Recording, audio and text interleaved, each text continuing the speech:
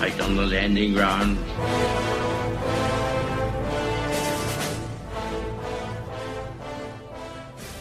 Thank you for joining us. You are listening to A Radio, and this is The Morning Moment.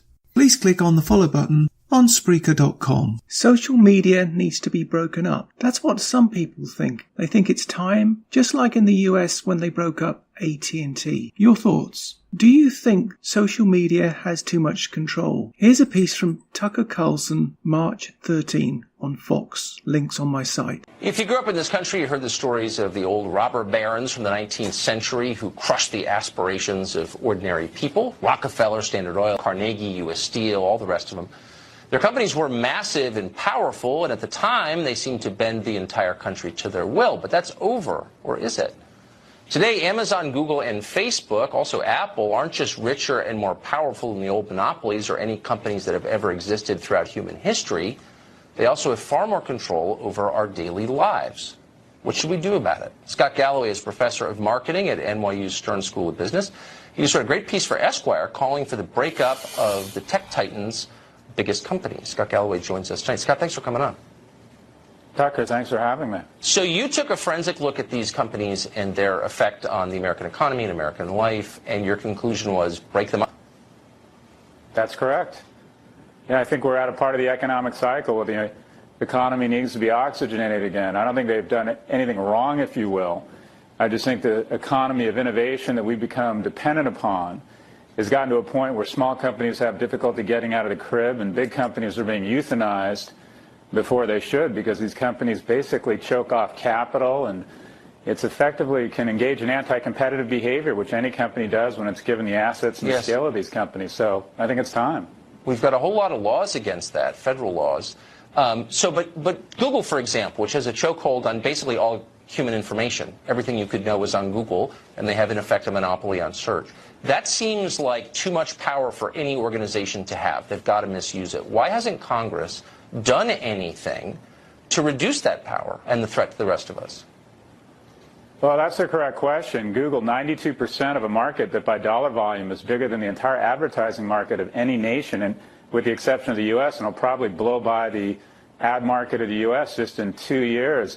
Basically because current antitrust law is based on the premise that if it's good for the consumer, then it's good for society. And that's what we're wrestling with right now, because most people would have a difficult time arguing that Google isn't good for the consumer. The problem is we don't know what we don't know, and that is we don't know what companies would have emerged if we didn't have a duopoly where 2/3 of all digital spend go to Facebook or Google, and that's 104% of all growth. So if you work in digital marketing and you don't work for one of the two, you join magazines and newspapers, and that you're in a business that's in structural decline.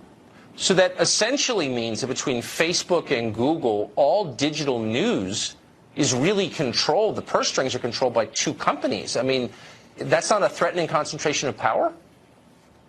I believe it is a threatening concentration of power. I believe that if Fox or News Corp had been weaponized by an intelligence arm of the Russian government, they would have incurred huge fines and advertisers would have abandoned the network. But in the case of Facebook, you have two companies that control almost all traffic and all e-commerce and your presence on the web. So if it's not a monopoly, it's a monopsony. And advertisers have no choice. So there is too much power in the hands of these companies. I don't think they're evil. I don't think they've done anything wrong. I think they do what companies are supposed to do. They're growing their earnings. But I think at some point referees need to step in, throw a yellow flag. And I believe these companies would be better for the economy, broader tax base, more jobs, maybe fewer billionaires but more millionaires if there were 11 or 12 companies instead of the 4 we're discussing here today. Yeah. I don't think there's a serious conversation about that on Capitol Hill right now, but I hope you spark one. Scott, thank you for that. You can find more at aradio.wordpress.com, where you can find links to us on Twitter, Facebook, Instagram, iTunes, iHeartRadio, Gab, and email.